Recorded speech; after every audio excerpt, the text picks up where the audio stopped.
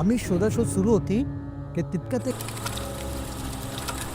तो म्हणतो, अरे मैंने ना ये ऊपर के रूम में जो खिड़की है ना, ऊपर एक, यार मेरे को देखा नहीं जा रहा है, तू आजा, तो मैं बहुत डर गया हूँ। मैं मतलब डर गया, क्या हो गया ऐसा? तो म्हण असं वाटलं की माझ्या पाठीमागे कोणतरी थांबलं आहे आणि मला जाऊन द्या, मला जाऊन द्या, मी तिथं राहतो, तुम्ही मला घेऊन येऊ शकत नाही. आम्ही त्याला ते एवढं लक्षात आहे की जे आम्ही फिरलो आहे, पण ती गोष्ट लक्षात नाही की त्याला सोबत जी घडली होती.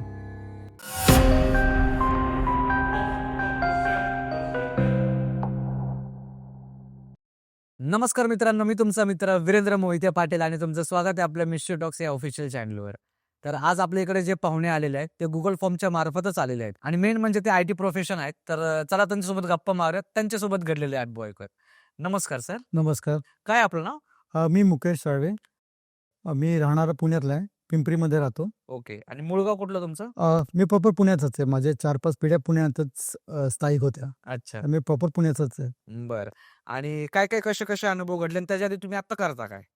बघा, सर्वात पहिले मी तुम्हाला थँक्यू सांगेल, कारण तुम्ही खूप चांगली ऑपॉर्च्युनिटी आहे की आमच्या जे लाईफमध्ये घडलं किंवा जे घडत आहे, एक जे भूताचं म्हणा किंवा निगेटिव्ह एंटिटी म्हणा, जे आम्ही एक्सपिरियन्स केले कुठल्या तरी माध्यमातून, ते आम्हाला सांगायची इच्छा होती. कारण आजकाल आम्ही भले मी डिजिटलाइट प्रोफेशनलमध्ये आहे, IT प्रोफेशनलमध्ये आहे, पण आजकालची मुलं सगळे जे मोबाईलच हँडल करतात, त्यांना पण ही गोष्ट कळणं गरजेचं आहे की कसं होतं. म्हणून हे जे तुमचं मिस्ट्री टॉक्स मी जेव्हा चॅनल पाहिलं, तर मला खूप आवडलं की हो, आपले मराठी मुलं पण पुढे जात आहे आणि they are giving a platform की तुमचे व्ह्यूज तुम्ही एक्सप्रेस करा. पहिल्यासारखी आता मुलांची काही बैठक वगैरे होत नाही, पण एक मोबाईलच्या एक डिजिटल युगामध्ये I think they should communicate. त्यांना पण ही गोष्ट माहीत असलं पाहिजे की काय असते दुनिया, म्हणजे काय घडलं होतं पूर्वी, बरेच लोकांचे एक्सपिरियन्स, हे आजकालच्या मुलांना पण समजणं गरजेचं आहे. बरोबर. दुसरी गोष्ट म्हणजे जी आपली मराठी पब्लिक आहे, म्हणजे जे आपले सबस्क्रायबर आहेत, ते आपलं कुटुंबच आहे. तुम्ही पण आपल्या कुटुंबातलेच एक भाग आहे. बरोबर. तुम्ही सगळ्यांनी सपोर्ट केलं म्हणून आपण या लेवलपर्यंत पोहोचलो. नाही हे तुमचा मोठेपणा आहे सगळ्यांचा. नाही, थँक्यू सो मच. पण खरं एक कोणीतरी एक प्रोत्साहन म्हणजे स्टेप एक घ्यायला पाहिजे, पुढचं पाऊल तर घ्यायला हवं, मला हे वाटतं. तुमचे मनपूर्वक आभार की तुम्ही एवढं आम्हाला अप्रिशिएट केलं, आम्हाला आणि आमच्या टीमला. तर आता आपण सुरुवात करूयात. चालेल. तर पहिला अनुभव काय घडला आणि सुरुवात कशी होती? सर्वात मोठा अनुभव जो मला आयुष्यात घडला आहे, जिथे अक्षरशः म्हणजे मी माझे मित्र घाबरलो होतो, तो म्हणजे आता मी जसं सांगितलं, मी सॉफ्टवेअरमध्ये आहे. तर माझ्या सगळ्यात पहिली मोठी कंपनी MNCमध्ये काम केलं होतं. तर IBM म्हणून कंपनी होती एरोड्यामध्ये. तर तिथं मी जॉब करायचो. आणि त्यावेळेस काय झालं की माझा एक मित्र होता अँथनी, आणि एक तिसरा मित्र होता. तर आम्ही तिघांनी विचार केला की आपल्याला असं चला सुट्टी मिळाली आहे की आपण थोडंसं फिरून येऊया. आणि त्यावेळेस मी नवीन कार घेतली होती.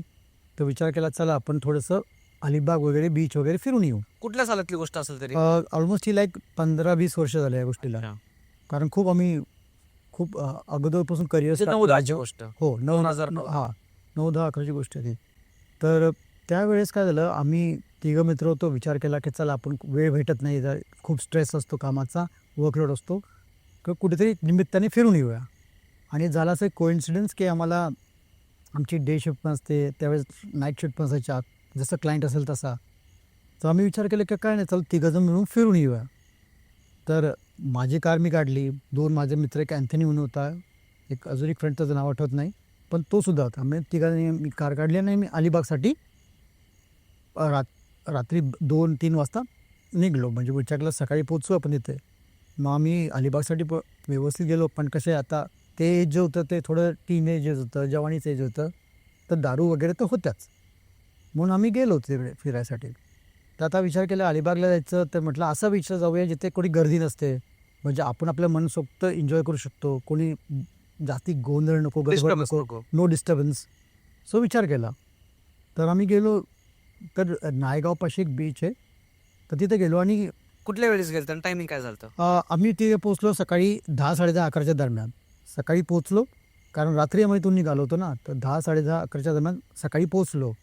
आपला दारूचा स्टॉक वगैरे घेत दुकानं वगैरे होत, सॉरी सांगायला पाहिजे, पिणं चुकीचं आहे, पण त्यावेळेस एक एज असतं. मग आम्ही गेलो वगैरे 10 11:30 आणि 10:30-11 वाजता काही गर्दी नसते कारण पहाटेचा टाईम असतो. तर आम्ही गेलो आणि झालं असं की ते बीच होतं ना, तर आम्ही विचार केला की जिथं लोकांची गर्दी असते तिथं नाही थांबायचं. जिथं लोकांची वर्दळ नसते तो एरिया चूज करायचा म्हणजे आपल्याला मनसोक्त फिरता येईल.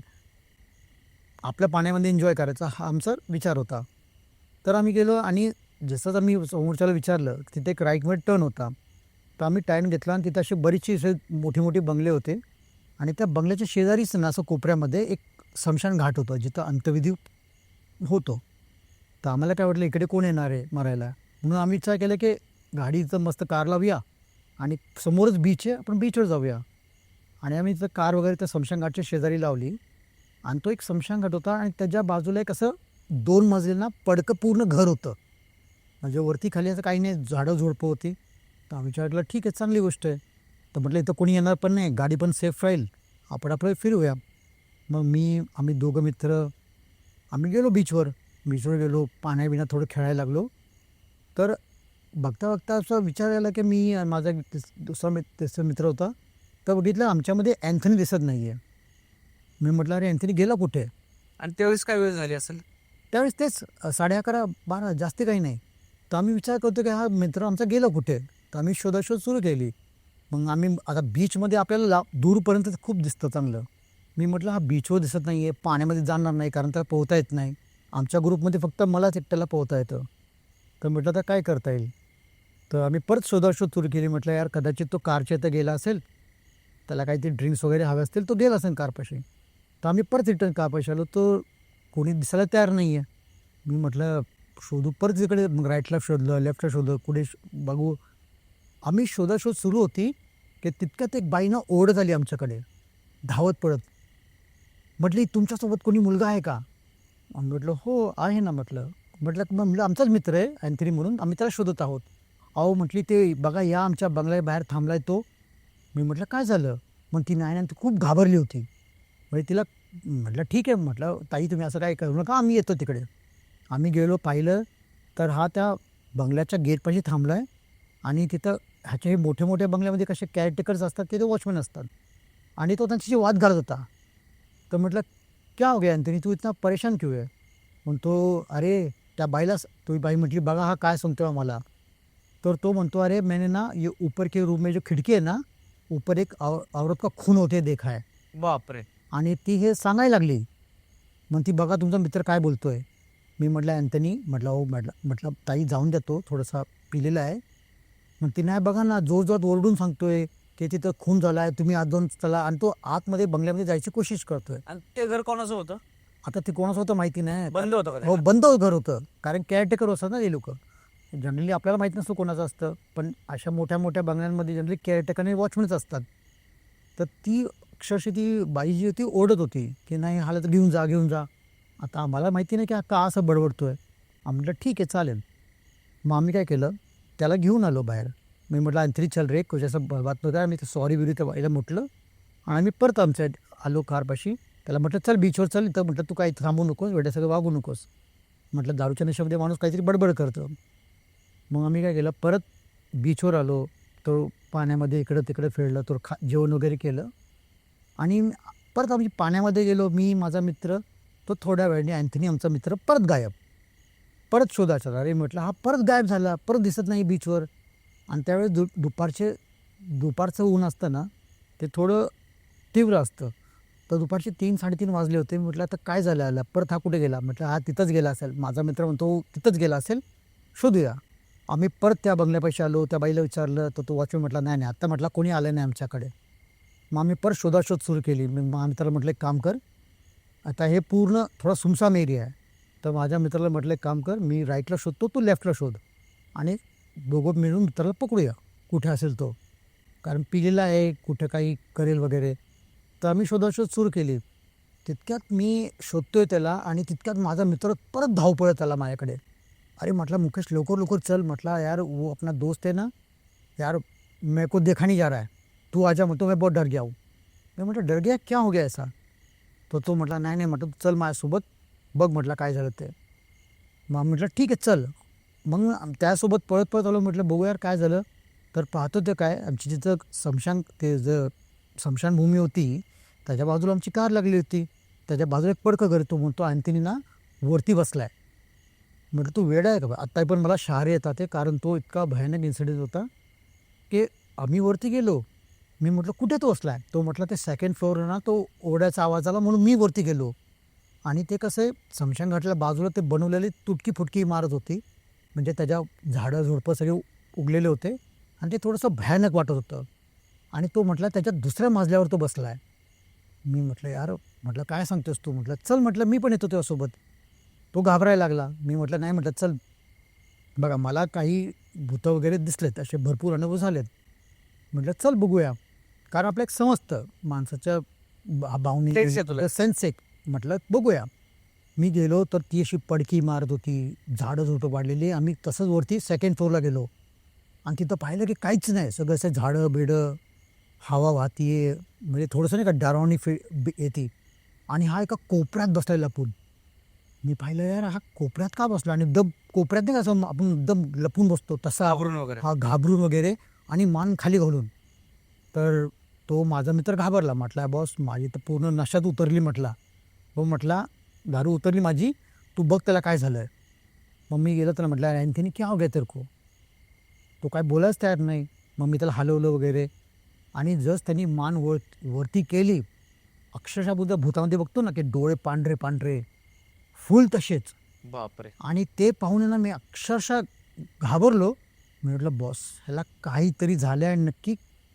कारण स्मशानघाटच्या आम्ही एक तर नॉनव्हेज वगैरे खाल्लं होतं, दारू वगैरे पिली होती. तर म्हटलं बस काहीतरी चुकीचंच घडलं आता. आणि तो म्हणतो तू इधर से जा, मेरे को त्याचे बात ही नहीं करने का है. हे कोण म्हणत होता? तो मला म्हणतोय, अच्छा. कारण माझा मित्र पाठीमागे थांबला. तो काही घाबरला होता, तो याला तर काय भीती वाटत होती. तो म्हटला मी जवळच जाणार नाही. आणि मग लिटरली तो जो सांगत होता ना, ते एक म्हणतो ना आपण आपला ताबा विसरून जातो. म्हणजे त्यात कोणीतरी दुसऱ्याने प्रवेश केला असं वाटायला लागलं मला. आता लहानपणापासून मला भूतं वगैरे दिसतात, हे समजतं. तर मी म्हटलं नाही, ह्याला काहीतरी झालं. तर म्हटलं जेव्हा याला तर घेऊन जावंच लागेल आपल्यासोबत, ह्याला तर मोकळं सोडता येणार नाही. मग त्याला गेलो आणि त्यांनी माझी कॉलर पकडली. म्हटला तू इधर से निकल जा, मेरे को इधर ही रहने दे, मैं इधर ही रहने वाला है, ये मेरी जगह है. मी म्हटलं यार तेरी जगह है. म्हटलं अँथनी तू इधर नहीं रहता, तू पिंपरी में रहता है, चल मेरे साथ में. तो म्हटला नाही, ये मेरी जगह है, ये मेरा घर है, मैं इधर ही रहेगा, तू निकल जा. मी म्हटलं आता हा काहीतरी हे चुकीचं व्हायला लागलं आहे. मी म्हटलं बाई देवाचं नाव घेतलं. मी म्हटलं नक्की इथं काहीतरी पछाडलं असेल याला, की हा आता वेड्यासारखा बोलायला लागला आहे. कारण म्हणतो तो माझी घर आहे, माझी जागा आहे. अबे ते पडकं घर आहे, तिथं आपल्या काय संबंध? मग मी म्हटलं नाही, काहीतरी घडलं आता याला आणि उगाच काहीतरी चुकीचा प्रकार होऊ नये म्हणून म्हटलं एक तर आपण खूप लांब आलो आहे पुण्यापासून इकडे बीचवर फिरायला आणि कोणीच नाही लांबपर्यंत, मदत तरी कोणाची मागायची. तर मी म्हटलं अँथनी तू चल. मग देवाचं नाव घेतलं. म्हटलं बाई देवा ह्याला घेऊन जातो मी निवांत, जे काय असेल बाबा तू इथंच ठेव, हा तुमच्याकडचा नाही आहे. त्याला तसंच मी कॉलर पकडली त्याची आणि मी त्याला फडफडत घेऊन आलो बाहेर. म्हणजे आपण एका माणसाला आणतो, लुकडा सुकडा होता. तर शक्यतो आपण जेव्हा कोणाला ट्रॅक करून त्याला पकडून कॉलरने घेऊन येतो खाली, आम्हाला पायच उतरायच्यात, तर जास्त काय हे वेट वाटत नाही. पण मी जसं त्याला उठलेलं ना, असं वाटायला लागलं की कोणी मी नाही का एक 100-150 किलोचा मुलाला जो आहे ना, त्याला पकडून मी खाली घेऊन येतोय. माझा मित्र म्हटला मी त्याला हात नाही लावणार. आणि मी त्याची कॉलर पकडतो आणि तो थोडा फिजिकल व्हायला लागला, म्हणजे नाही का मारायला लागला. मी त्याला म्हणलं नाही, ह्याला ह्या एरियातून ह्या जागेतून बाहेर घेऊन जाणं गरजेचं आहे मला. मग त्यावेळेस त्याचे एक्सप्रेशन वगैरे काय होते? भरपूर म्हटलं ना, पांढरे डोळे झाले होते त्याचे, पांढरे डोळे. आणि तो जे टोनमध्ये बोलत होता ना, म्हणजे असं वाटत नव्हतं की आमचा मित्र आहे. कारण तो आहे ख्रिश्चन, ठीक आहे, तो आम्ही हिंदी बोलतो, पण तो मराठीत बोलतो चक्क की म्हणतो ही माझी जागा आहे, हे माझं घर आहे, मला इथून जायचंच नाही आहे. इथं आमचं म्हटलं हा यार आम्ही दोघं हिंदीमध्ये बोलतो आणि सडनली मराठीत का बोलायला लागला. तिथं आम्हाला म्हटलं नाही, तसं कसं तरी त्याला नाही का ते ओढून बिडून बाहेर आणलं. मी पकडतोय त्याला, आता मी कार चालवणारा. तर मी विचार केला बाई मला तर ड्रायव्हिंग सीटवर बसायला लागेल. मी त्याला आणतोय, माझा मित्र म्हटलं मी त्याला हात नाही लावणार. आणि मी पकडून आणतोय, हा परत वरती चालला आहे. मी म्हटलं यार याला काहीतरी करून म्हटलं इथून घेऊन जायला, कारण त्यांचा एक एरिया डिफाईन असतो की इतक्याच सर्कलमध्ये त्याचं जी भूत म्हणू आपण, नेगेटिव्ह एंटिटी म्हणू, नेगेटिव्ह वाईफ म्हणू, ते इकडेच आहे. आपल्याला ह्याच्या बाहेर घेऊन जायचं आहे. मग परत त्याला पकडून आणला. मी कार डोरचं त्याला आत ढकललं कारमध्ये आणि त्याला म्हटलं तू समोरच्या सीटवर बस. त्याला पाठीमागच्या सीटवर ढकून दिलं. त्यावेळेस माझ्याकडे मारुती एस-टीम होती.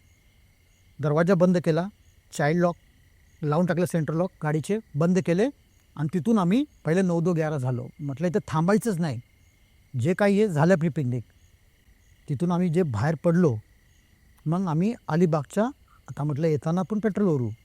जसंच आम्ही अलिबाग क्रॉस केलं, अलिबागचं बीच वगैरे क्रॉस करून बाहेर आलो आणि एका पेट्रोल पंपवर थांबलो. म्हटलं आता आपण सेफ आहोत, कारण जेव्हा आपण कुठे बाहेर फिरतो, पेट्रोल पंप जे असतात तिथं पूजा वगैरे रोज होती. तो प्रॉपर पॉझिटिव्ह एनर्जीवाले प्लेस असते. तर आम्ही त्या एरियात पोचलो आणि मग मी आता वळून बघितलं. तोपर्यंत मी त्याला वळून बिलकुल पाहिलं नाही, कारण माझा फोकस पूर्ण कार चालवते एरियामधून बाहेर पडायचं. माझा मित्र माझ्या शेजारी बसलेला आणि तो ओरडत होता पाठीमागे की मला जाऊन द्या, मला जाऊन द्या, मी तिथं राहतो, तुम्ही मला घेऊन येऊ शकत नाही. आम्ही त्याच्या बोलण्याकडे लक्ष बिलकुल दिलं नाही, कारण म्हटलं नाही, ह्याला तिकडून आपल्याला बाहेर घेऊन जायचंच आहे. कारण बराच वेळ समजा तो तिथं बराच वेळ राहिला तर काय होईल आम्हालाही नाही माहिती. तर आम्ही तिकडेच असं आलो. मग आम्ही बघितलं की पेट्रोल पंपवर गाडी लावली. तर आम्ही पाठीमागे त्याला बघितलं. तो असं निवांत बसलेला. म्हटलं अँथनी तू ठीक है क्या? हाँ म्हणतो मुकेश मैं ठीक है. म्हणतो अरे तो हम लोग इधर क्या कर रहे हैं, हम तो बीच पे थे ना.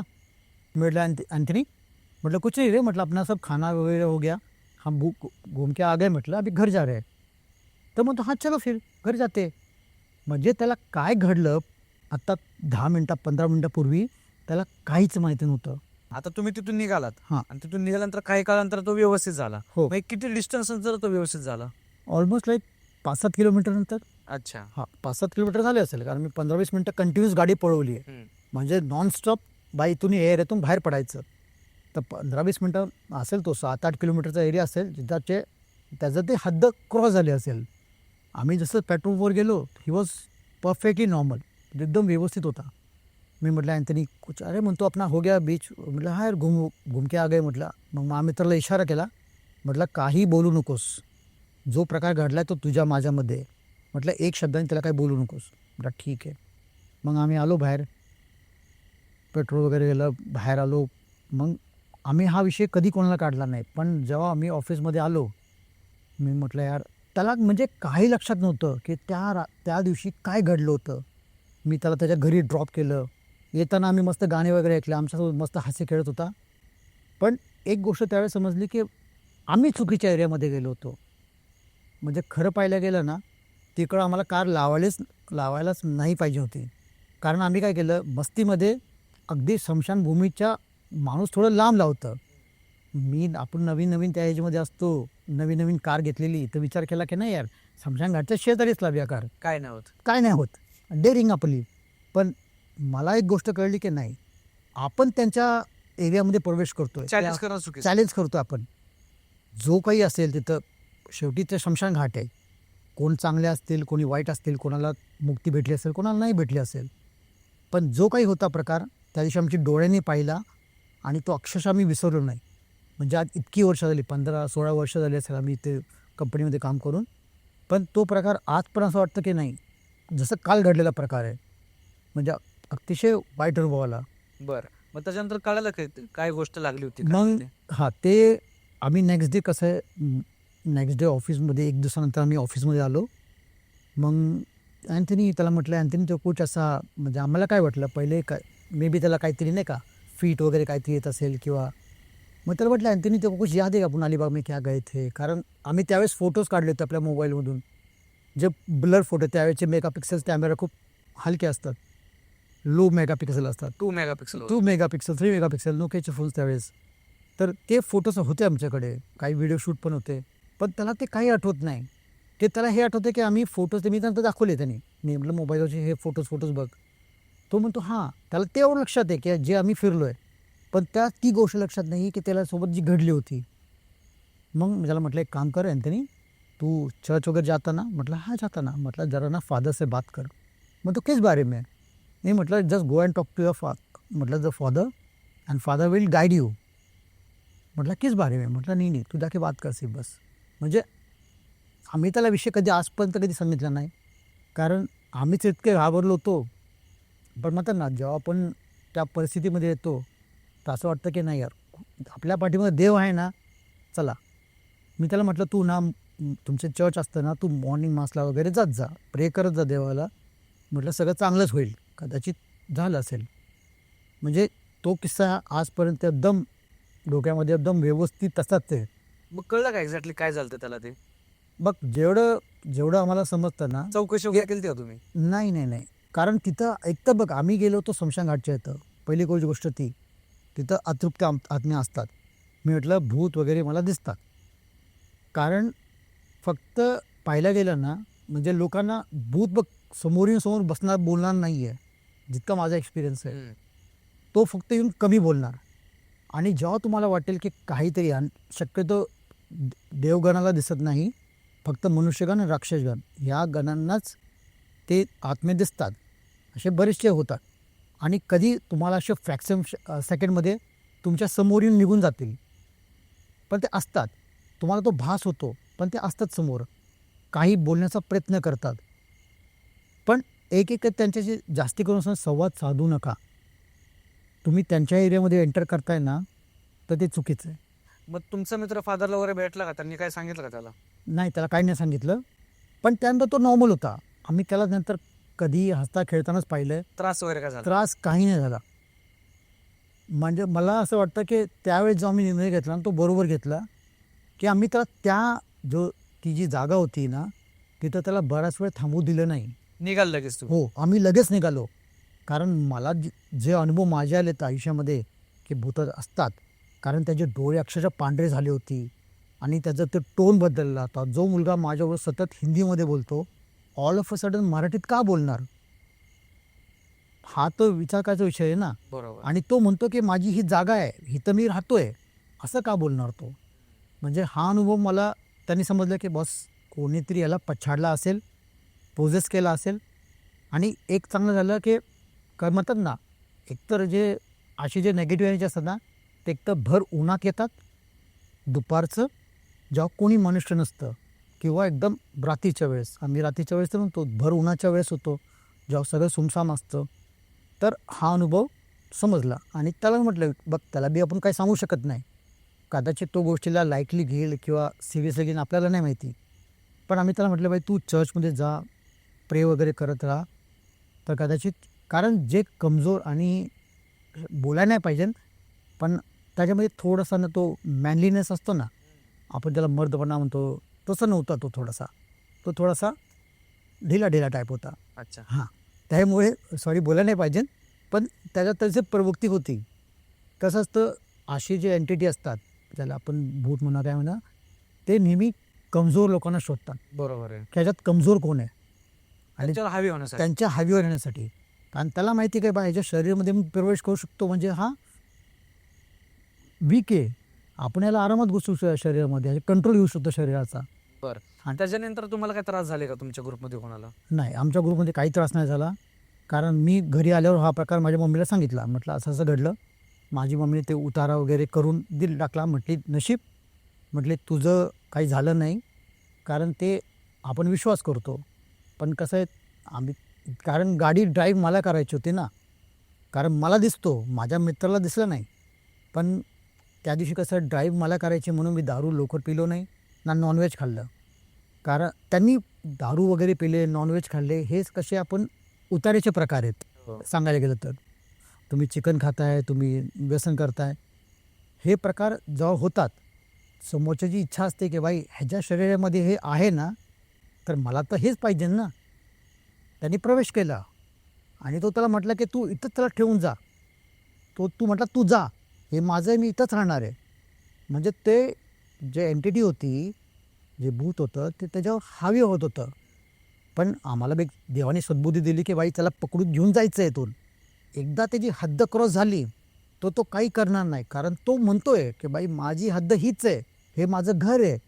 म्हणजे आम्हाला तिथून जितक्या लवकर निघलं झालं ते चांगलं होतं. बरं. ह्याच्या व्यतिरिक्त अजून दुसरा कुठला अनुभव आहे सर तुमचा? बघ, कधी कधी म्हटलं ना की आपल्याला ही एनर्जी जाणवते, आपल्याशी ते संवाद नाही करत, पण आपल्याला अवतीभोवती समजते की ते आहे करून. त्यांचा प्रेझेन्स दाखवतात. म्हणजे ज्या कंपनीत मी आता सांगितलं की ज्या कंपनीमध्ये मी जॉब करायचो, त्याच कंपनीमध्ये कसं होतं, आम्ही नाईट शिफ्ट असायची. तर आम्ही बऱ्याच वेळ कसं असतं, पहाटे 4ला आमचं लॉगआउट असायचं. तर आम्ही जॉब करत होतो. तर जॉब करताना काय झालं, आम्हाला जसं आमचं US क्लायंट होतं, ते पहाटे 4 वाजेपर्यंत असतात.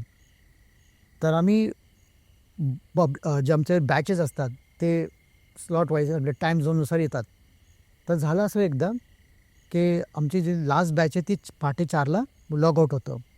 आणि जे मी लवकर आलो, माझं काहीतरी 3री का 4थी शिफ्ट होते. तर मी दुपारचं आलो, लॉग इन केलं आणि मित्रांमध्ये बसलो होतो. पण त्या दिवशी कसं होतं, फ्रायडे असल्यामुळे पब्लिक कसं लवकर लवकर घरी जातं शिफ्ट संपवून. तर मी असं पूर्ण रात्र आम्ही विचार केला, मित्र वगैरे बसलो, आमचं कॉल फ्लो चालू होता, काम करत होतो. तर झालं असं की आमच्या इथं ना, जे मोठ्या मोठ्या MNC असतात ना, तिथं जे हाऊसकीपिंगचं काम आहे ते शक्यतो रात्री होतं. म्हणजे रात्री 1:30-2 वाजल्यानंतर, कारण त्यांना माहिती आहे परत सकाळी मुलं 8 वाजता येणार आहे. तर ते लोकं हाऊसकीपिंग, जे साफसफाई वगैरेचे काम ते रात्री करतात. तर म्हटलं ठीक आहे.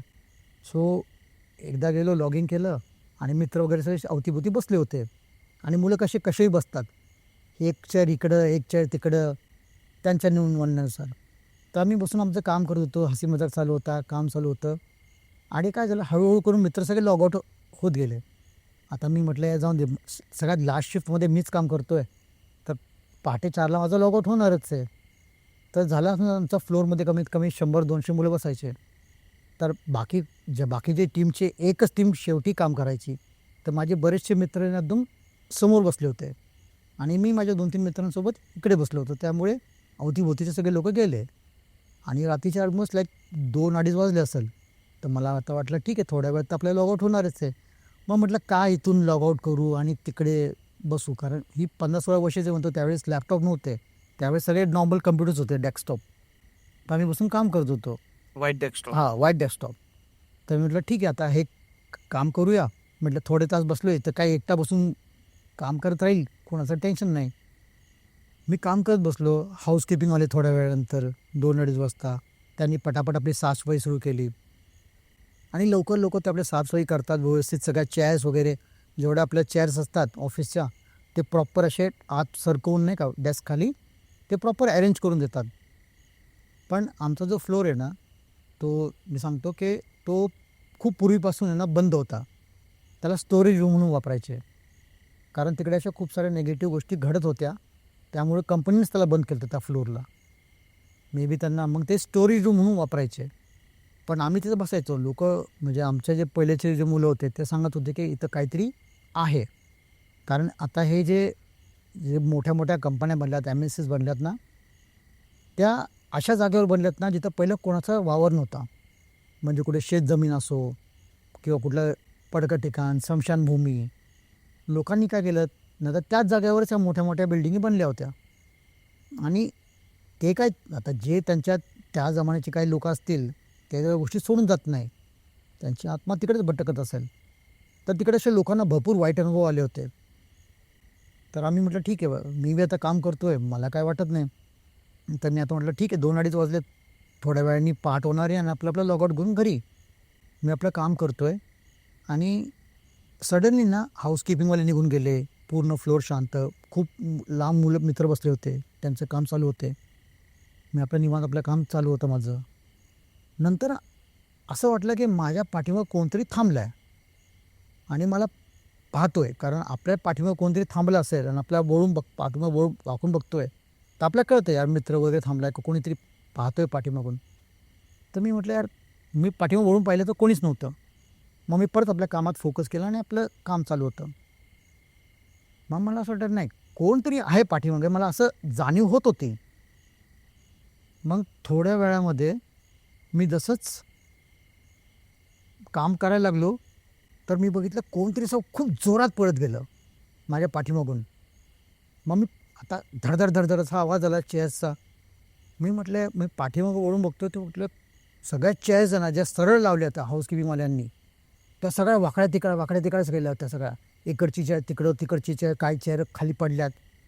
मी म्हटलं यार कोणी जर मुलांनी केलं असेल तर मी जस्ट वरून पाहिलं आहे ना, तर मला तर दिसायला पाहिजे की कोणी केलं मुलांनी वगैरे, पण कोणीच नव्हतं. आणि जसं आता इतक्या रात्रीचं ऑल ऑफ अ सडन जर सगळ्या चेअर्स पडतात आहे, सगळ्या चेअर्स विस्कळीत केल्यात, म्हणजे नक्की जे मला अनुभव आला, म्हणजे तिथं कोणीतरी आहे जे मला वाकून पण बघत होतं. नंतर कदाचित त्याला बघितलं आवडलं नसेल की मी तिथे एकटा बसून बसलो आहे. त्यामुळे ते रागाने त्यांनी पूर्ण चेअर्स अशा ढकलून दिल्या सगळ्या. बापरे. आणि जेव्हा ते पाहिलं की म्हटलं नको, इथं बसणं चुकीचं आहे. मग मी माझ्या मिशन कंट्रोलला फोन केला, मॅनेजरला फोन केला. म्हटलं सर मैं उधर आऊँ क्या बैठने के लिए? अरे म्हणतो एक एक ही तो घंटा बचा है, क्यों अभी आ रहा है? म्हटलं नाही सर, मैं तो बैठना ही नहीं मेरे को इधर. आणि तो जो अनुभव घडला ना, त्याने एक समजलं की नाही, जे लोक म्हणतात ना तिथं, तो आहे एक्सपिरियन्स. कारण तिथं जे मुली वॉशरूम पण वापरतात ना, त्यांना बी असा भरपूर वेळा एक्सपिरियन्स आला की कोणीतरी मुलींना पण कोणीतरी थोबाडीत मारते. बापरे. आणि जे मुलांनी सांगितलं की कारण तिकडं मुलींचं वॉशरूम होतं ते हॉन्टेड आहे. कारण मुलींना असा भरपूर अनुभव आला आहे, कारण आपण तर तिकडे जाऊ शकत नाही. पण ज्या मुली तिथं जातात ना, त्यांना असा एक्सपिरियन्स आला आहे की तिथं कुठली तरी मुलगीच आहे जे फिरते तिथं. आणि ती मुलींना चक्क जे वॉशरूममध्ये उशिरा जातात ना, त्यांना ती गालावर जोरात चापड मारते. म्हणजे हा मुलींना एक्सपिरियन्स झाला आहे. आणि मुली लिटरली ओरडत आल्यात खाली. आणि सिक्युरिटी गार्ड पण घाबरतात की काय झालं. मग ते म्हणतात की आम्ही वॉशरूममध्ये गेलो आणि कोणीतरी आम्हाला जोरात मारलं आहे. आणि जितके ऐकलं ना, की कदाचित ती जी असेल, मे बी एक मुलगीच असेल जी माझ्या पाठीमागे उभी होती आणि तिला हे पसंत नाही आलं की मी तिथे बसून काम करतो आहे. त्यामुळे तिने सगळ्या चेअर्स ढकलून दिल्या. तर हा एक अनुभव घेतला.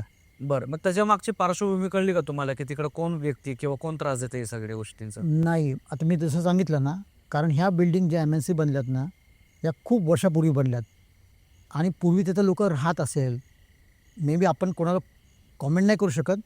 पण आपल्याला काय माहिती ना, कोण तिथं राहत होतं की कोण तिथं. कारण पूर्वीच्या जमान्यात कसं असायचं, लोकांना जे गाड्या बेडायचं किंवा जाळायचा प्रकार असायचा. आत्ता तरी स्मशान घाट आहे, पूर्वी स्मशान घाट कुठे होते? ते दोन गावाच्या बाहेरच जाळून टाकायचे. बरोबर. तर शेतात वगैरे जा. शेतात वगैरे असेल, हे सगळी शेत जमिनीच असेल त्यावेळेच्या जमान्यामध्ये. तर तो प्रकार घडला. आणि आमचाच फ्लो जो होता तो एक दोघांना भीती असायची तिथं, म्हणून सिक्युरिटी गार्ड बी होते. शक्यतो ते रात्री ते नाहीच म्हणायचे नाईट शिफ्ट. आणि असायचे तर मग 2-2 लेडीज सिक्युरिटी गार्ड्स, जेंट्स तसे ग्रुपमध्येच फिरायचे. त्यांना असं वाटायचं नाही ह्या फ्लोअरवर नाही. तो अनुभव आम्ही एक्सपिरियन्स केला आहे. बरं, तुमच्यानंतर कोणाला अनुभव आला का परत तिकडं? खूप जणांना की आता जसं मी सांगितलं माझ्या चेअरचा जो अनुभव होता, तर लोकांना बी असा अनुभव आला आहे. काय आलं एक- एक्झॅक्टली? तेच सेम की बसतो ना कोणतरी, आम्ही जसंच आमचे डेस्क क्लीन असतात, सगळं व्यवस्थित जागेवर ठेवलं असतं. सगळ्यांना असं जे एकटं बसतं ना ग्रुपमध्ये, याला काही फरक नाही पडत. पण जे एकटे बसतात ना, त्यांनी हे सगळ्यांनी तेच अनुभव सांगितलं की सर खुश तो होत आहे. आणि तो फ्लोअर असा म्हणजे इतका बेकार होता, म्हणजे आम्ही म्हणतो ना बकास. भकास, की तिकडे ना मुलं भरपूर आजारी पडायचे, भरपूर. म्हणजे आज एक आजारी पडलं, प्रत्येक टीममध्ये 3-3, 4-4 मुलं सुट्टीवर. का? तर सर बिमार आहे. आता एक सगळेजण थोडी व्हायरल होणार ना. बरोबर. पण तिकडं तो सगळ्यांना अनुभव खूप झाला आहे की तिथे सगळे मुलं म्हणायचे सर ये फ्लोर पे कुछ तो है. एक टीमचे 7-8 मुलं आजारी, असं तर होऊ शकत नाही. पण तिकडं तो अनुभव सगळ्यांना आला आहे की तिथं आजारी पडण्याचं प्रमाण खूप जास्त होतं.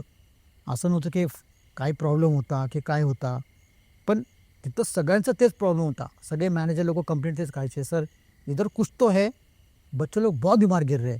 लोक म्हणतात एसीचं नाव, एसी तर सगळीकडेच असतो, हो. पण एसीनी काय एवढा फरक नाही पडत. पण तो जो एक्सपिरियन्स होता ना, तिथं भरपूर तेच घडलं आहे. सीसीटीव्ही वगैरे मध्ये फुटेज नाही चेक केले का? नाही, CCTVमध्ये CCTV असतात ना. आणि हां, तिथं जो काढला CCTVचा विषय, आम्ही पण तोच विषय काढला. कारण आमच्या तर फ्लोअरवर प्रत्येक CCTV कॅमेराज आहे. तर आम्ही म्हटलं का नाही तुम्ही हे चेक करत. कंपनीने हात वरती केले. ते म्हटले नाही, आम्ही चेक नाही करणार. आणि समजा त्यांनी चेक केलं पण असेल, तर शेवटी कंपनीचं रेप्युटेशन आहे, ते कशाला सांगणार की आम्ही काही पाहिलं बी असेल, ते एक्सपोज नाही करत. एक्सपोज नाही करत. आणि शक्यतो असे व्हिडिओज डिलीट करून टाकतात. कंपनीचं मोठे नाव खराब नाही व्हायला पाहिजे म्हणून. बरोबर. कोण कशाला आपलं नाव खराब करेन. आणि असे व्हिडिओज जर समजा पाहिलं पण असेल, लोकांना उद्या त्यांना मुलं हवेत ना कंपनीमध्ये येऊन काम करणारी, कशाला हे पाहिजे. स्वतःचे पगार ते कशा स्वतः डिलीट करून टाकत असेल. पण हे आम्ही तो मुद्दा मांडला होता की सर तुम्ही CCTV चेक करा. जसं मला घडलं ना, मी जाऊन माझ्या मित्रांना सांगितलं यार असं असं घडलं माझ्यासोबत आत्ता, आपण CCTV चेक करतो का. ते म्हटले नाही, तो आपले परमिशन घ्यावं लागेल, ह्याचं घ्यावं लागेल. पण शेवटी काय, जे लोक चेक करतात ना त्यांना पण माहिती असे प्रकार घडलेत, त्यामुळे ते पण इग्नोर करतात या गोष्टीला, कोणी ॲक्सेप्ट करत नाही. बरं ठीक आहे. ह्याच्या व्यतिरिक्त अजून काय अनुभव सर तुमच्याकडे? बघ आता मी म्हटलं ना, सुरुवातीला आम्ही जेव्हा जॉब केला तर आम्हाला पिकअप ड्रॉप द्यायची कंपनी, कारण नाईट शिफ्ट असायची, आम्हाला पिकअप ड्रॉप देत होते. ठीक आहे, मी 2 किस्से सांगतो याच्यामध्ये छोटे छोटे. एक होतं की आम्हाला ना रात्री नाईट शिफ्टनी लॉग आउट केलं तर आम्ही प्रत्येकाला कसे कॅब आमचे असायचे, ड्रायव्हर असायचा, सिक्युरिटी गार्ड असायचा, तो प्रत्येकाला आपल्या आपल्या घरी सोडन आणि मग कंपनी ती कॅब घरी जाईल. पण झालं असं की आम्हाला late night log in US shift होती, त्यामुळं रात्रीच, शक्यतो रात्री 11, 12, 1 नंतरच आमचे ड्रॉप असायचे. तर मी आता राहायला पिंपरीमध्ये, तर आत्ता कसं मेट्रो वगैरे बनले म्हणून हे रस्ते खूप वळवळीचे झाले आहेत, हॅवी ट्रॅफिक वगैरे. पण त्यावेळेस कसं सिंगल रोड होता हा, बरोबर. छोटे रोड असायचे सिंगल, आणि हा तो पुणे मुंबई हायवे, त्याच्यात भरपूर काही घडलं असेल. तर एकदा ना आम्ही नाशिक म्हणजे पिंपरीचा जो रोड आहे तो डायरेक्ट भोसरीतून त्याला नाशिक फाटा बोलतात, तो भोसरीला कनेक्ट होतो. एक सरळ पुण्याला जातो आणि एक भोसरीला जातो. एक्झॅक्टली, मधला नाशिक फाटा. तो नाशिक फाटा. आणि जो नाशिक फाटा चौक आहे, जर लोकांना माहीत असेल की पूर्वी ना तो सगळ्यात ग्रीनरीवाला एरिया होता. हो. दोन्ही साईडनी दोन्ही side प्रचंड मोठी मोठी झाडं रस्ते असायची. नीट दिसत नव्हतं. हां, म्हणजे दिवसा पण अंधार असायचा तिथं, कारण खूप मोठी मोठी झाडं वगैरे होती. तर आम्ही काय केलं, म्हणून लोक तो खूप ग्रीनवाला एरिया म्हणायचे. तर एकदा काय झालं, आम्ही तिथं लेट नाईट सुटलो, रोड रिकामे असतात, सिंगल रोड, त्यावेळेस हॅवी ट्रॅफिक काहीच नव्हती. आम्ही फास्ट दिशा आलो आणि एका मुलीला भोसरीत सोडायचं होतं. तर मी आता पहिल्याचे कसे मोठ्या मोठ्या कॅब असायच्या, तर 7-8 मुलं बसायचे. तवेरा होता त्यावेळेस, तवेरा आणि कॉलेज होत्या गाड्या हो. त्यावेळेस. तर आम्ही आमचं म्हटलं चला ठीक आहे, ड्रॉप होणार जे काय, हसी मजाक चालू असतं त्यावेळेस, आपण त्या टीनेजमध्ये असतो, हसी मजाक चालू होता. मग आम्ही काय केलं, नाशिक फाट्याला जसं आलो ना, तर त्यावेळी रात्रीचं कोणी नसतं, फक्त कॉल सेंटरच्या गाड्या आणि ट्रक्स वगैरेच असायचे. त्यावेळेस ट्रॅव्हल्स पण खूप कमी होत्या रात्रीच्या. तर आम्ही जसं आलो त्या चौकामध्ये, तर आम्ही पाहिलं एक मुलगी ना त्या नाशिक फाट्या रोडून, त्या जे पूर्ण दोन्ही साईडनी कच्चं झाडे आहेत त्यातून चालत होती, सिंगल रोड मुलांमध्ये दिसते समोर. तर माझी मॅनेजर म्हटली यार ही रात्रीची वेळ आहे आणि ही एकटी मुलगी कुठं चालली, म्हणजे सलवार कुर्ता घातलेला आणि असे मळके कपडे होते तिचे, आणि ती खूप स्पीडमध्ये चालली आहे. तर माझी मॅनेजर शेवटी लेडीज होती, म्हटली कोणीतरी लेडीज असेल नाही का, कदाचित रेल्वे स्टेशन बाजूला आहे, हायवे बाजूला आहे, तर कोणीतरी उतरलं असेल रात्रीचं आणि तिला जायचं असेल भोसरी वगैरे, तर आपण ड्रॉप करू तिला. तर ही गोष्ट तिने माझ्या ड्रायव्हरला सांगितली, कॅब ड्रायव्हरला, की म्हटलं अहो दादा त्याला ना मुलीला विचारा. त्या मुलीच्या जवळ गेला, आमची मॅनेजर त्या मुलीशी बोलती आहे की गं तुला कुठं जायचं आहे, कुठे सोडू का. पण ती आमच्याकडे लक्ष न देता आमच्याकडे पाहिली आणि ती चालतच राहिली फास्टमध्ये. मग आमच्या ड्रायव्हरने पण गाडी स्लो केली होती तिच्या शेजारीच, पण ती काय आम्हाला फक्त बघतीये आणि एक शब्द बोलायला तयार नाही, ना हातात कुठं लगेज वगैरे काहीच नाही, आणि फटाफट चालली आहे. आम्ही म्हटलं कदाचित म्हटलं जाऊन द्या मॅम, काहीतरी असेल नाही का, ती कुठेतरी जात असेल, घाबरली असेल, आपण एवढे लोक आहेत त्यामुळे. मग ड्रायव्हरचं काहीतरी सर, ड्रायव्हर म्हटलं मॅडम इग्नोर करा तिला सोडून द्या, आपण पुढे जाऊया, आपल्या उशीर होतो आहे. ड्रायव्हरनी गाडी फास्ट काढली. मग आमची जी मॅनेजर होती ती म्हटली ती भडकली त्याच्यावर, म्हटली अरे दादा असं थोडी असतं, एकटी मुलगी आहे. अहो म्हणतो मॅडम तुम्ही 2-3 वेळा विचारलं तिला ना, पण ती उत्तर द्यायलाच तयार नाही, तर आपण तिला काय चलूया आपण आपल्या ड्रॉपला. मग आम्ही पण विषय सोडून दिला, म्हटलं ठीक आहे होतं काय. आम्ही गेलो, मग शेवटी लास्टमध्ये माझं पिंपरीला ड्रॉप होता. तर पिंपरीमध्ये मार्केटच्या पुढं वरती ब्रिज आहे, त्या ब्रिजने आम्ही सरळ आलो, तर आम्हाला तीच मुलगी समोर दिसली चालताना, आणि आम्ही पाहतोय तिला. माझी मॅनेजर म्हणते अरे ही तर तीच मुलगी आहे आता आपण नाशिक फाट्याला पाहिली. म्हणजे 15 मिनटामध्ये आम्ही ड्रॉप करून देतोय कुठल्याही मुलीला, जर तिथून तिथंपर्यंत आलो आहे, अजून रात्रीची वेळ आहे, आणि ती ब्रिजून चालते त्याच स्पीडनी त्याच फास्टमध्ये. मग आम्हाला तर समजलं की बॉस काहीतरी आहे, ही मुलगी ती नाही आहे जे आम्ही समजतो आहे. मग तो ड्रायव्हर म्हणायला लागला की सर, आणि आम्ही जे बसलो होतो ना, आम्ही 5-6 जणं कॅबमध्ये, ती मुलगी फक्त मला दिसली, माझ्या मॅनेजर दिसली, माझ्या ड्रायव्हर दिसली, अजून एक मुलगा दिसली. बाकी अवतीभोवती मुलांना दिसली नाही ती मुलगी. बापरे. फक्त आम्हाला दिसते ती मुलगी. बाकी लोकं- दिसायला वगैरे कशी होती, चेहरा वगैरे? चेहरा वगैरे काही नाही. मोठे केस होते, लांब सोडलेले होते. सलवार कुर्ता घातला होता, पण तो बी मळकटलेला. आणि ती चप्पली फास्ट फास्ट चालतीये. म्हणजे केस तू मोकळे सोडलेस, चेहरा दिसायला तयार नाही तिचा. कारण अंधारामध्ये स्ट्रीट लाईट एवढ्या काय फोकस नसतात. पण ती बघितलं आमच्याकडं, पण ती रिस्पॉन्ड न देता चालत राहिली. तो एक घडला. आणि पिंपरीमध्ये आलो की तीच मुलगी आम्हाला ब्रिजहून चालताना दिसतीये. मग ड्रायव्हर म्हटला, मॅडम चला. मग म्हटली हे क्या था म्हटली. ड्रायव्हर म्हटले हे काय म्हणजे मुलगीचं, म्हणजे हीच मुलीला आपण नाशिक फाट्यावर पाहिलं आणि ही मुलगी आता इथं दिसतीये. अहो म्हटलं मॅडम, अशा चुकीच्या लोकांना बोलायचं नाही नसतं. मग इन बिटवीन त्या टाइम पिरियड मध्ये ट्रेननी तर ती आली नसेल ना पिंपरीमध्ये, नाशिक कासरवाडीच्या स्टॉप? इम्पॉसिबल ना. रात्री 1:30 वाजता कुठली ट्रेन चालते? कुठलीच नाही चालत. आणि ती चालली तर भोसरीच्या रस्त्याने. अगर ती मुलगी फटाफट चालतीये, कासरवाडी रेल्वे स्टेशन आहे कारण की तिकडे. हां, तिथून रेल्वे स्टेशनही, पण त्यावेळेस रहदारीच कमी होती ना. हो. तर कुठल्याही तुम्ही रूटनी येणार. अगर मुलगी पटपट चालतीये तर ह्या स्पीडनी पिंपरीमध्ये पोहोचणं इम्पॉसिबल आहे. बरोबर. आणि आमची मॅनेजर त्यासोबत बोलली होती ना, की भाई तुला कुठं जायचं आहे, आम्ही ड्रॉप करतो. आणि शक्यतो त्या दिवशी आम्हाला एक गोष्ट समजली, की जे असे असतात त्यांच्याशी काही संवाद साधू नये. Don't communicate at all. कारण तुम्ही जिथे कम्युनिकेशन एस्टॅब्लिश केलं ते तुमच्या जवळ येणार. बरोबर. म्हणून ही गोष्ट आम्हाला समजून गेली. मग आता हे जे ड्रायव्हर लोक असतात, हे तर ना दुनियाभरचे अनुभव असतात ट्रॅव्हलिंगचे. मग तो म्हटला, मॅडम ह्या जे असतात ना रात्री अपरात्री ज्यांचे ॲक्सिडेंट झाले असतात काही कारणास्तव.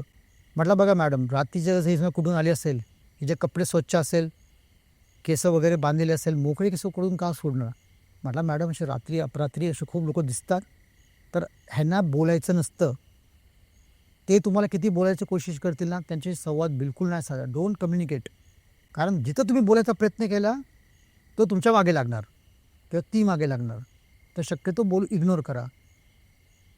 हा घडल्यानंतर ना एक कानाला हात म्हणजे लावले होते, कारण ही चूक मला जशी कळली की मी काय केलं होतं. आता मी सांगतो की त्याच वेळेसचा चुकीचा, म्हणजे आपण जेव्हा ह्या भूतांना बोलतो, आपल्याला माहिती नाही की ते नॉर्मल ह्युमन बिईंग आहे का, मनुष्य आहे की लेडीज आहे.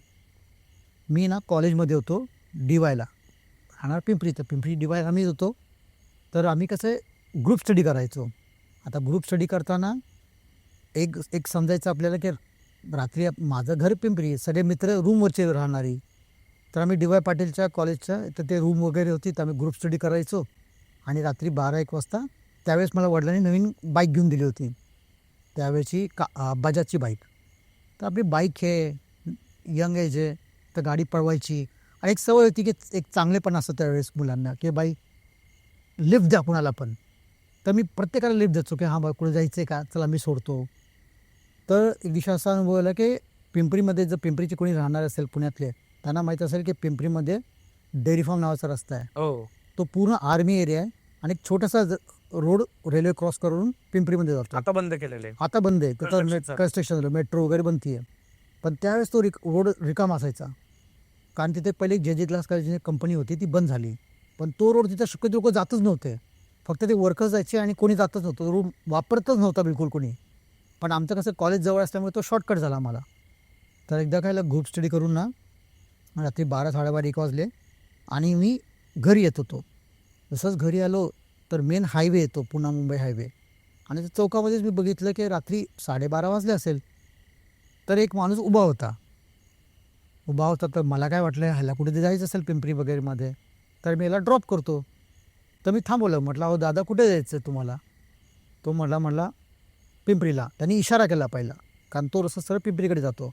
त्यांनी इशारा केला, म्हटलं इथं जायचं आहे. म्हटलं तुम्हाला पिंपरी गावात जायचं आहे का. तो म्हटला हां. तर म्हटलं चला, म्हटलं तुम्हाला सोडतो मी. तो एवढा बोलला. आणि चांगला असा उंच जाडाजुडा. तर जाडाजुडाने शरीरने जाडाजुडा म्हटलं तर समजतं की बाय हां. एक तर म्हटलं चल ठीक आहे, कोणी आला असेल ट्रॅव्हल्सने किंवा माणूस कुठेतरी जॉब बिबून सुटला असेल 12:30 वाजता, मी ड्रॉप करतो त्याला. मग नवीन बाईक म्हटलं बस पाठीमागे. तो बसला. आता एवढा जाडाजुडा माणूस आहे. जर आपल्यासोबत बसला आहे. आता न्यू बाईक असल्यामुळे काय झालं, तो पाठीवर बसला तर असं वाटत होतं की बाईक खूप लाईट आहे. कारण एक समोर एक रायडर असला आणि एक पिलियन असला तर आपल्याला वेट जाणवतं. बरोबर. तो पाठीमागं बसला आणि मला असं जाणवलंच नाही की तो बसलाय पाठीमागं करून. आणि मी त्याला विचारलं, दादा तुम्हाला कुठे सोडायचं? तो म्हणतो समोर सोडा. म्हटलं ठीक आहे. बसला पाठीमागे आणि आम्ही स्ट्रेट ड्राईव्ह करतोय. पण सुरुवातीला बसल्यावर मला तर वजन काही जाणवलं नाही. मी म्हटलं हा बसला की नाही बसला. म्हटलं कदाचित पिलेलं वगैरे असेल मे बी, की तो बसला नसेल. पण मी पाहिलं पाठीमागं, माझ्या पाठीमागं बसलाय तो व्यवस्थित. आणि जाडाजुडा असल्यामुळे त्याची ढेरी वगैरे आपल्याला टच होते पाठीला, ते कळून जातं की बाय पाठीमागं बसलाय म्हणून. तर मी ड्राईव्ह करतोय, तो डेअरी फार्मचा रस्ता, सिग्नल लागला होता. मग ट्रेन पास झाली आणि एकटाच मी, बाकी कोणीच नाही त्या रूटवर. मग शेवटी ड्राईव्ह करून आलो पुढे पुढे येताना. मला असं वाटायला लागलं की माझी गाडी आहे ना खूप हेवी झाली आहे. म्हणजे आपण कार ट्रक कसं चालवतो, म्हणजे अच्छा. पाठीमागं खूप लोड असतो, गाडी खेचलीच जात. गाडी खेचली जात नाही. मी म्हटलं यार गाडी आपली, तेव्हा तो पूर्ण रस्ता रिकामी, आपण थर्ड फोर्थ गिअरवर गाडी पळवतो. मी म्हटलं बाई माझी गाडी पिकअप का घेत नाही आहे? माझी न्यू गाडी आहे, ती न्यू बाईक घेतली होती, वडिलांनी घेऊन दिली होती. मी म्हटलं गाडी पिकअप का घेत नाही माझी गाडी? मग परत सेकंड टाकतोय गिअर, फर्स्टवर टाकतोय आणि गाडी मी रेस करायची कोशिश करतोय. तर गाडी झोपून कुठे चढती आहे आणि कसे हलका चढ असतो तिथं. पण गाडी चढायला म्हणजे स्पीडमध्ये जायला तयार नाही आहे. कसं तरी म्हटलं ठीक आहे, म्हटलं गाडी खूप वेटेड वाटते, म्हणजे गाडी पकडत का नाही माझी स्पीड. त्यावेळेच्या बाईक नवीन बाईक होती तर ऑब्व्हियसली गाडी पळायला पाहिजे स्पीडनी, पण नाही पळत आहे. मग मी शक्यतो पुढं घेऊन गेलो गाडी आणि जे मेन पिंपरीचं बस स्टॉप आहे तिथं वॉशरूम वगैरे ते आहे लोकल, हो, पब्लिक वॉशरूम आहे तिथं. बस स्टॉपच्या बाजूलाच आहे. हां, बस स्टॉपच्या शेजारीच आहे. हो. आणि त्याच्या अगोदर मी काय केलं, आता बस स्टॉप तिथे आहे आणि समोरच ते वॉशरूम आहे. तर मी काय केलं, बस स्टॉपच्या इथं आल्यावर ना त्याला म्हटलं दादा बस स्टॉप आलं, उतरा इथं. तो मला म्हणतो इथं उतरायचं नाही, मला थोडं पुढं उतर, म्हणजे 2-3 पावलं पुढं. आता 2-3 पावलं पुढं म्हटलं तर बाई तू समोर चालत जाईन तर 2 पावलं पुढे गेलं की तुझ्या जागा आली. तो म्हणतो नाही, मला तू इथं का थांबवलं, मला पुढं थांबव. आणि तो बोलतोय माझ्यासोबत, म्हणतो नाही इथं मला उतरायचंच नाही आहे, मला तिथंच उतरायचं आहे. मी म्हटलं बाई कुठलं तरी पिलेला असेल बंदा, मी त्याला पिकअप ड्रॉप देतोय, लिफ्ट देतोय. मग तो थोडा चिडून बोलायला लागला, म्हणतो नाही मला इथं उतरायचंच नाही, मला समोरच उतरायचं आहे. अरे म्हटलं दादा जवळ ते रे, 3 पावलं ते रे, उतरा. आणि तिथून वॉशरूम सुरू होतं, जे आज पण आहे तिथं. मला म्हणतो नाही मला इथून उतरायचंच नाही आहे. आणि तो वाद घालायला लागला रात्रीच्या. अरे म्हटलं एकतर याला लिफ्ट दिली आहे, म्हणजे ह्यानी तर ऐकायला पाहिजे ना. मी म्हटलं नाही दादा मला माहिती नाही, तुम्ही इथंच उतरा. मी मग त्याला ओरडून बोललो, म्हटलं तुम्हाला उतरायचं इथूनच उतरा. मग तो उतरला. मी म्हटलं यार एकतर म्हटलं आता रात्रीची वेळ आहे ना, त्याला बस भेटेल ना काय, रेसिडेन्शियल एरिया पुढं सुरू होतं, हा इथं का उतरला आहे. मग मी थोडंसं पुढं गेलो. मग मी आता गाडी हे आपल्या साईड मिररमध्ये दिसतं, मी पाठीमागं वळून बघतो, म्हटलं हा ऑर्ग्युमेंट का करतो बंदा. आणि बंदा एकदम जाडाजुडा, म्हणजे आपण नॉर्मल माणूस कसा असतो तसाच, चांगला चेहरा जाडा, मला ते दिसतं. ते त्याला पाहिलं तेव्हा दिसत होतं चांगला जाडाजुडा चेहरा आहे, चांगली हट्टीकट्टी बॉडी आहे. मग शेवटी पुढे आलो. मी म्हटलं नाही यार हा माणूसच होता की नक्की कोण होता बघायला पाहिजे. साईड मिररमध्ये पाहिलं तर कोण दिसायला तयार नाही.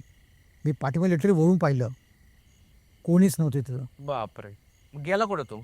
मी तेच म्हणतो गेला कुठे. वॉशरूम मध्ये. वॉशरूममध्ये नाही, वॉशरूम थोडं लांब आहे ना, हो. माणूस जाईन तर जाईन कुठे. आणि मी जस्ट गाडी पुढं घेतली, फर्स्ट गिअर टाकला, थोडं गेलं पुढं, म्हटलं नाही यार हा माणूस असं कसं बोलला माझ्यासोबत. साईड मिररमध्ये बघता नाही आहे, पाठीमागे बघितलं नाही आहे. आणि काय झालं माहिती नाही, मी घरी आलो, सरळ तापेने फणफणलो. बापरे. आणि मी तो किस्सा सांगितलाच नाही घरी. आजारीच पडलो डायरेक्टली दुसऱ्या दिवशी, आजारी फुल तापेने. मग ह्या घरी येऊन मग माझ्या मम्मी म्हटली काय झालं आजारी आहे. मग मी थोडंसं नाही का प्रॉपर थोडं झालं. मी नाही असं काल एक माणूस बघितला, मी त्याला लिफ्ट दिली.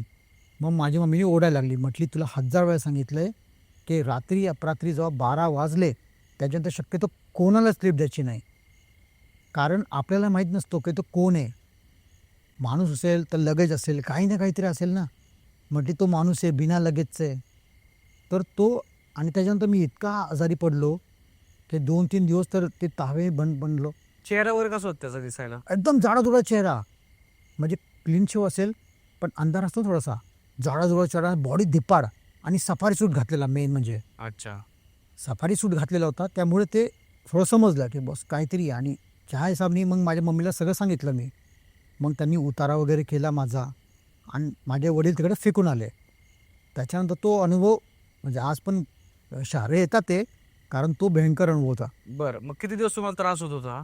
2-3 दिवस मला त्रास झाला. अच्छा, त्यानंतर सगळं व्यवस्थित. सगळं व्यवस्थित. काय- कारण ज्यानंतर जेव्हा मला थोडं बरं वाटायला लागलं ना, मग मी मम्मीला सांगितलं, मम्मी ते असा एका माणसाला लिफ्ट दिली आणि तो वॉशरूमच्या जवळच मला म्हटला उतरव. म्हटला मला पुढं बसस्टॉपवर नको सोडू, म्हणजे 3 पावलावर तर हे. मग माझ्या मम्मीने त्या दिवसानंतर मी विचार केलं, लाईफमध्ये कोणी पण लिफ्ट मागेल ना, 12 नंतर कधी लिफ्ट देणारच नाही कोणाला पण. बरं, मग तुम्ही जो पहिला अनुभव सांगितला त्या बाईचा हम्म. आणि हा सेकंड अनुभव सांगितला, मग तुम्ही म्हणले की पहिला अनुभव सांगताना तुम्ही म्हणले की कम्युनिकेशन का नाही करायचं, मग त्याचं आणि याचं काय कनेक्शन आहे का? आहे. काय कारण काय असतं, एक सिम्पल आहे. नाही नाही, पहिला जो अनुभव जो सांगितला मुलीचा, हां. आणि त्याच्यात तुम्ही म्हणले की कनेक्शन नाही ठेवलं पाहिजे, बोलणं नाही केलं पाहिजे. मग त्याचं आणि त्या अनुभव, ह्या अनुभवाचं आणि त्या अनुभवाचं काय कनेक्शन? बघ, मी म्हटलं ना, भूत कोणाला बी दिसत नाही. जसं मी सुरुवातीला सांगितलं, तो फक्त 2च गणांना दिसतो, राक्षसजन, मनुष्यगण. अगर ह्यांनाच दिसतो, बघ आपण जर देवावर विश्वास करू शकतो ना, तर ही पण एक दुनिया आहे. माना किंवा नका मानू, म्हणजे मी व्यवस्था पण म्हणतो, इट्स अप टू यू. तुमच्या कल्पनेवर आहे. मानला तर दगड, नाही तर देव. मानला तर भूत, नाही तर काहीच नाही, नेगेटिव्ह एनर्जी. पण शक्यतो आयुष्यात खूप गोष्टी घडतात. काही आत्मे पुनर्जन्म घेतात. ही लोक अतृप्त असतात आणि त्यांना एक शरीर पाहिजे असतं. म्हणजे जे माझा अनुभव आहे, अगर तुम्ही त्यांची बोलणं सुरू केलं तर त्यांना तुमचं शरीर आवडायला लागतं. अच्छा, जसं मला लहान अट्रॅक्शन. अट्रॅक्शन लहानपणी पण मला एकदा भूत झपाटलं होतं. मग घरवाल्यांनी माझा हे केलं, उतारा वगैरे काढला. तर त्यामुळे कळलं की ते लोकांना, अशा लोकांना शोधतात ज्यांची ते थोडं वीक असो, ते थोडंसं कमजोर असो, त्यांना एक शरीर हवं असतं. म्हणजे ते तुमचं नॉर्मल आयुष्य बी जगतात आणि त्यांचं बी आयुष्य जगतात.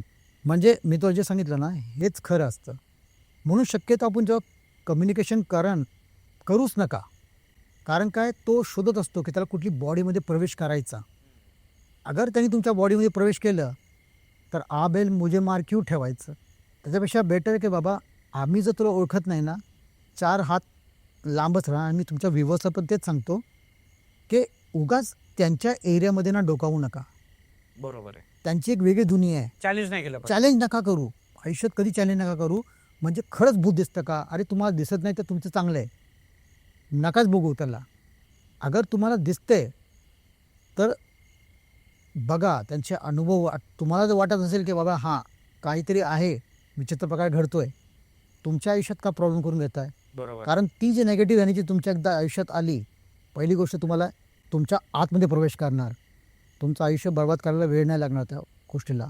आणि जे त्याच्यामध्ये जे असं डॉक्टरकडे जातो इलाज करायला, ज्याला समजतं, लोक काय म्हणून see even I am a science graduate computer फील्डमध्ये, मी याला सरळ भाषामध्ये काय करणार, multiple disorder, like multiple personality disorder. बरोबर. बरोबर, आपण ह्या सायकोलॉजी भाषेमध्ये हे बोलू.